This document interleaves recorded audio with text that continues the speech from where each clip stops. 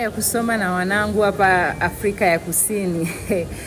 Tulisoma vitabu vingi sana vilivyotupa maarifa kuhusu kujiamini, kutokukata tamaa, kufuata ndoto zako, kutumia vipaji vyako. Na baada ya hapo, tukaingia mzigoni bwana. Asikuambie mtu. Ni hatari kabisa.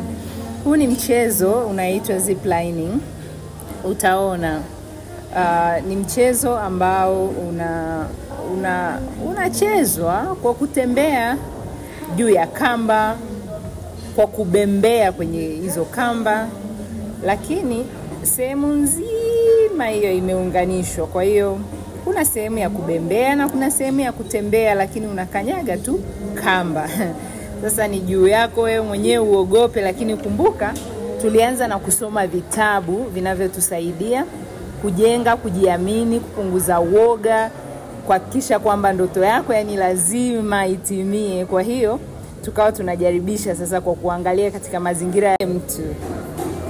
Kwa sababu kama unavyoona,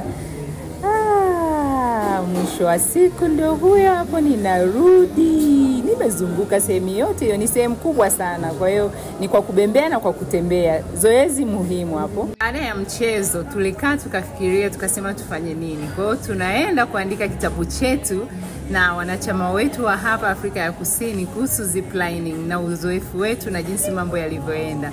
Kusoma na kuandika vinaenda pamoja. Sikwambie